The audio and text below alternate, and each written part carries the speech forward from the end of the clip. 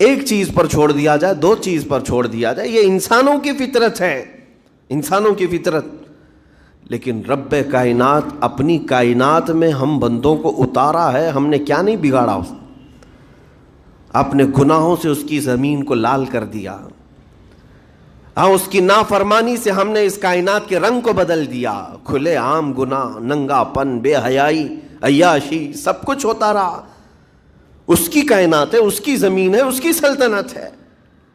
اور ان گناہوں کی وجہ سے جانتے ہیں آپ، سمندر اللہ کی بارگاہ میں عرض کرتا ہے کہ مولا تو مجھے اجازت دے دے، میں ایسی طغیانی لاؤں گا کہ یہ سب ہلاک ہو جائیں گے. ہوائیں اللہ سے اجازت مانگتی ہیں، تو مجھے شدت دے دے، میں اتنا تیز اڑاؤں گی کہ ان کے پرخچے اڑ جائیں. لیکن جانتے ہو اللہ کی طرف سے جواب کیا آتا ہے؟ سمندر کو بھی رب تعالیٰ فرماتا ہے، ہواؤں کو بھی کہتا ہے رب تعالیٰ رک جاؤ، میں میرے بندوں کے انتظار میں ہوں، میرے بندوں کی توبہ کے انتظار میں ہوں کہ میرے بندے میرے پاس لوٹ آئیں گے. اسی لیے اللہ کے حبیب صلی اللہ تعالیٰ علیہ وسلم ارشاد فرماتے ہیں، اللہ تعالیٰ کو سب سے زیادہ خوشی کس بات کی ہوتی ہے جانتے ہیں؟ رب تعالیٰ اپنے بندوں سے کب خوش ہوتا ہے؟ مثال دے کر کے میرے آقا نے فرمایا، مثال دے کر سمجھایا. صحرا میں، ڈیزرٹ میں ریتیلے میدان ہوتے ہیں، اس کا سفر بڑا ڈینجر ہوتا ہے. آج بھی ڈیزرٹ ہیں بہت سارے، سہارا ڈیزرٹ کا نام سنا ہوگا آپ نے.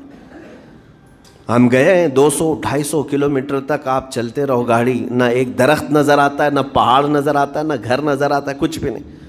اس طرف میدان ریت کا اور آسمان لگا ہوا دکھتا ہے، ادھر بھی آسمان. تنہا ہم اکیلے نظر آتے رہتے ہیں. صحرا کا جو سفر ہوتا ہے بہت کٹھن ہوتا ہے.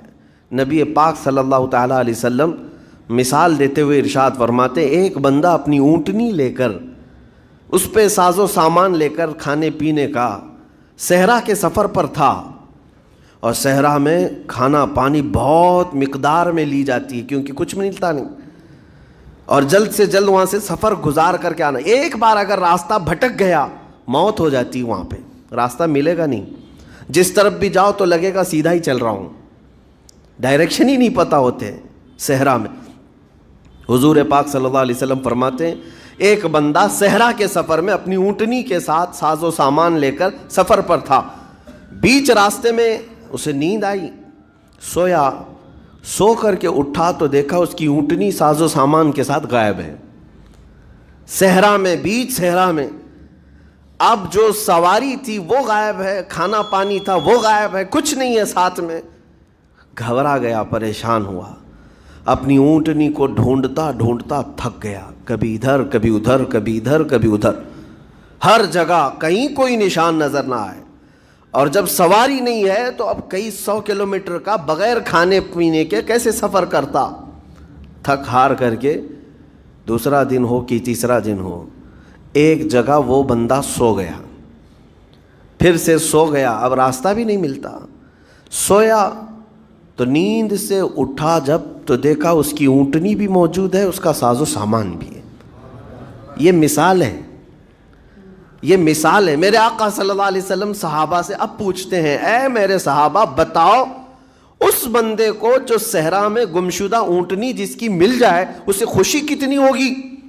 صحابہ کہتے ہیں یا رسول اللہ اس کی تو جان میں جان آ گئی ہوگی، کیونکہ وہ جانتے تھے صحرا کا سفر کیا ہوتا ہے. کہا سب سے زیادہ اسے خوشی ہوگی کہ اس کا کھویا ہوا سامان مل گیا، کھوئی ہوئی سواری مل گئی. میرے آقا صلی اللہ علیہ وسلم فرماتے ہیں گمشدہ اونٹنی کے ملنے پر جیسے اس مسافر کو خوشی ہوئی، اس سے کئی زیادہ بڑھ کر کے رب تعالیٰ کو اس وقت خوشی ہوتی ہے جب ایک گنہگار بندہ واپس توبہ کر کے اس کی بارگاہ میں آتا ہے.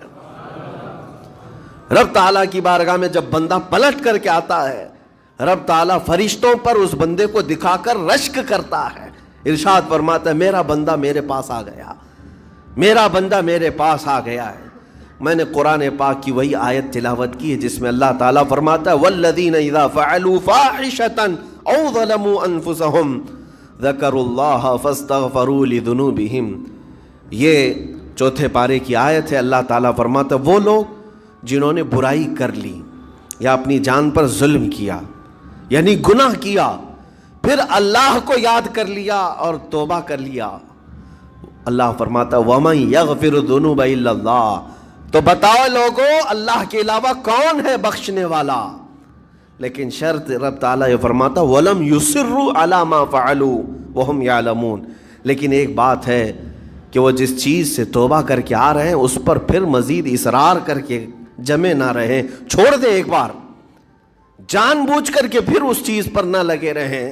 یہ آیت کب نازل ہوئی تھی میں آپ کو بتاؤں، دو صحابہ تھے، دونوں گہرے دوست تھے، بہت ہی گہرے دوست، مدینے کے رہنے والے۔ اس میں سے ایک صحابی تجارت کے لیے جا رہے تھے اور ان کے گھر بار میں ان کی بیوی تھی بس، اور کچھ نہیں۔